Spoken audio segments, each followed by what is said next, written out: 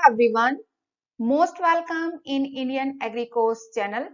आज की वीडियो में हम डिस्कस करेंगे agriculture current affairs. Central government लेके आई है किसानों के लिए होली गिफ्ट। उन्होंने एमएसपी में इंक्रीमेंट किया है for the rabi crops like wheat, gram, mustard, barley, masoor and sunflower के लिए। वीट में जो एमएसपी इंक्रीमेंट किया है वो किया है 2.6%, ग्राम के लिए किया है 8.3%, रेपसीड एंड मस्टर्ड के लिए किया है 7%, बार्ले का जो एमएसपी है उसमें पर क्विंटल इंक्रीमेंट किया है 75 रुपए से लेके 1600 रुपए, लेकिन मसूर की दाल के लिए किया है 300 रुपए से लेके 5100 रुपए पर क्विंटल, और सनफ्लावर में सबसे ज्यादा इंक्रीमेंट किया है पर क्विंटल 112 रुपए से लेके 5327 रुपए। ऐसे फार्मर अपना बेनिफिट ले सकता है। नेक्स्ट है प्रधानमंत्री किसान मानधन योजना। ये योजना मेनली उन किसानों के लिए है जिनकी एज 18 से 40 साल की है।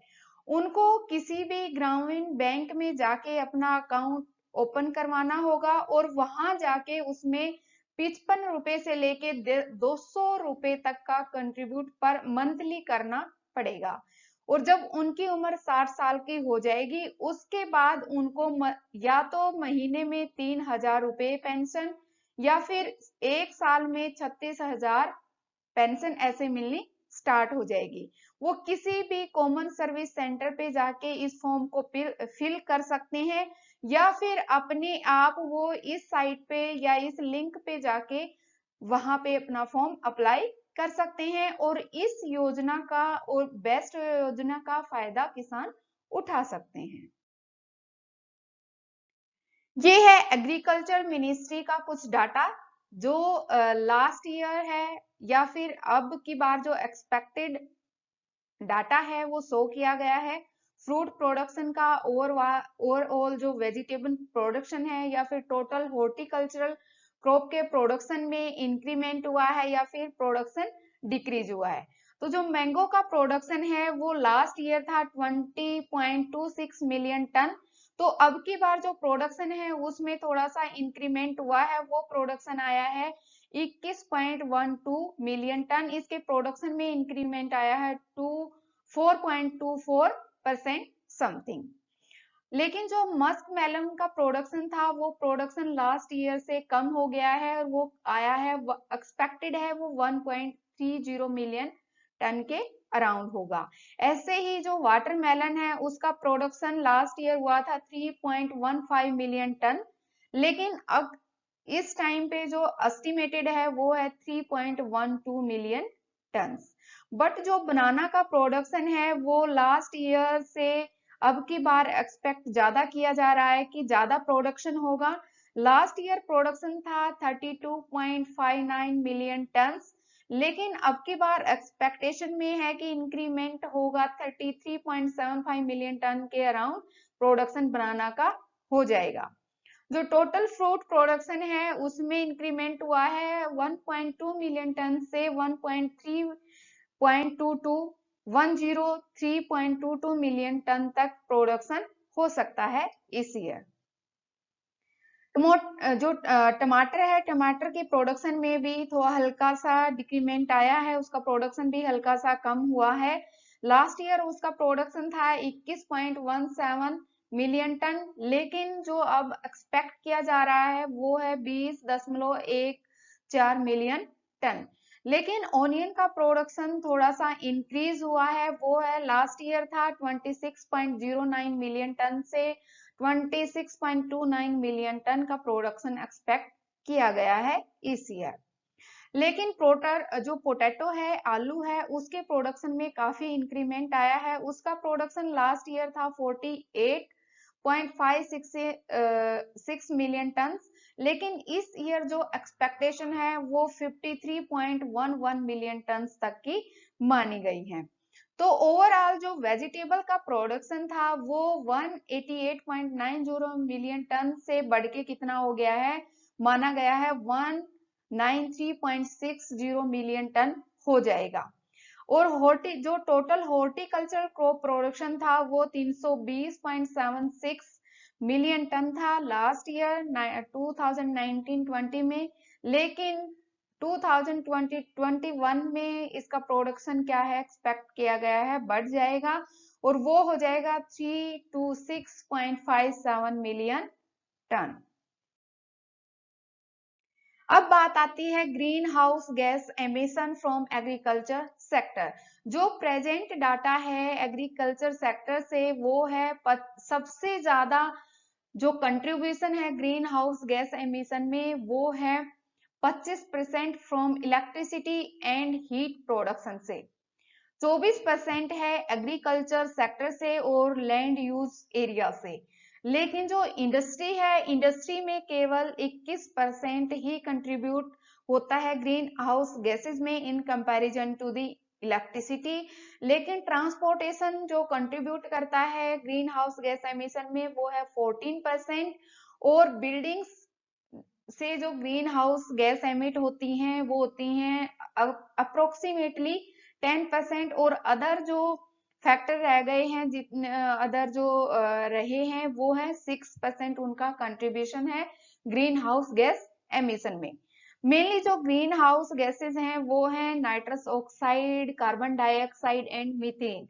ये क्या करती हैं, ये करती हैं climate change and global warming, जिसकी वजह से जो इन्वायरमेंट है वो भी प्रदूषित हो रहा है, हमारी सोयल भी प्रदूषित हो रही है, सोयल का डिग्रेडेशन हो रहा है, वाटर की क्वालिटी डिग्रेड हो रही है अंडरग्राउंड या अबोव ग्राउंड।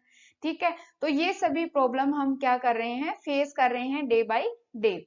लेकिन जो एग्रीकल्चर से कंट्रीब्यूशन है वो है ग्रीन हाउस गैसेस में approximately 30%, due to the use of fertiliser, जो हम केमिकल फर्टिलाइजर यूज करते हैं, पेस्टिसाइड यूज कर रहे हैं, या फिर एनिमल वेस्ट हम यूज कर रहे हैं इस टाइम पे एग्रीकल्चर के अंदर।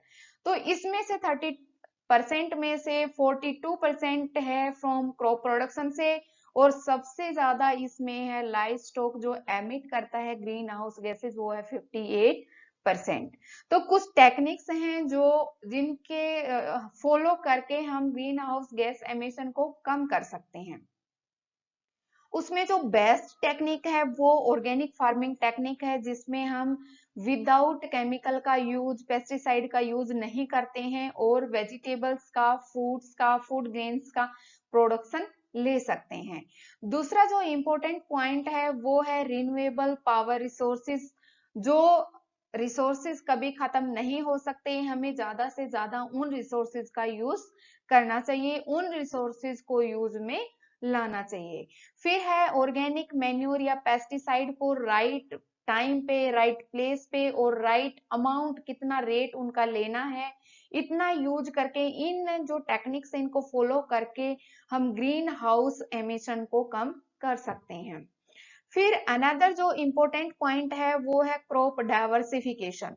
जैसे हम क्या करते हैं, कोई भी एक क्रॉपिंग सिस्टम फॉलो कर सकते हैं, करते हैं, जैसे राइस व्हीट है या फिर पर्ल मिलेट व्हीट है या फिर पर्ल मिलेट बार्ले क्रॉप आपने लगाई है, तो ये एक सिमिलर टाइप का जो क्रॉपिंग सिस्टम है किसान फॉलो कर रहे हैं, लेकिन इसको क्या करना पड़ेगा, डाइवर्सिफाई करना पड़ेगा, इसको मॉडिफाई करना पड़ेगा। इसमें पल्सेस, ऑयल सीड या फिर फाइबर क्रॉप हैं या अनदर क्रॉप्स हैं, उनको क्या लाना पड़ेगा, कल्टीवेशन में लाना पड़ेगा। ऐसे सोयल की प्रोडक्टिविटी मेंटेन रहेगी और फर्टिलिटी भी मेंटेन रहेगी, ग्रीन हाउस गैस एमिशन भी कम हो जाएगा। ठीक है, अनदर जो मोस्ट इंपोर्टेंट टेक्निक है वो है जीरो टिलेज।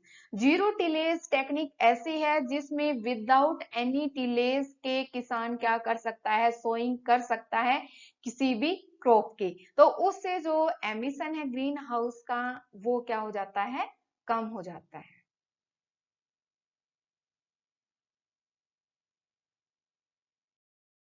नेक्स्ट है जो आसाम एरिया है, आसाम एरिया में रेड राइस का कल्टीवेशन किया जाता है, और फर्स्ट टाइम रेड राइस का क्या हुआ है, एक्सपोर्ट हुआ है यूनाइटेड स्टेट में।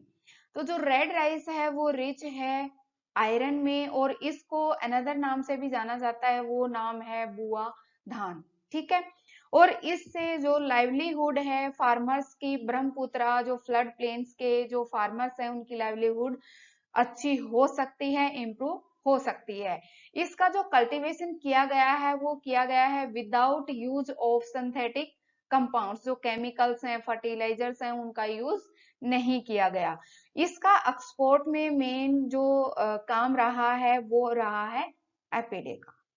एपेडा जो कंपनी है जो ऑर्गेनिक का एक्सपोर्ट करवाती है, इसमें मेन उसका कंट्रीब्यूशन रहा है। ऐसे आसाम एरिया के जो फार्मर्स हैं अपनी इनकम को इंक्रीज कर सकते हैं, क्योंकि ऑर्गेनिक फार्मिंग से बेस्ट क्वालिटी प्रोड्यूस होता है। ठीक है, तो उसकी वजह से जो एक्सपोर्ट के चांसेस हैं वो क्या है, इंक्रीज हो सकते हैं। Thank you so much for watching this video. Please channel को सब्सक्राइब कीजिए, वीडियो को लाइक कीजिए, शेयर कीजिए और कमेंट कीजिए। थैंक यू सो मच, मिलते हैं नेक्स्ट वीडियो में।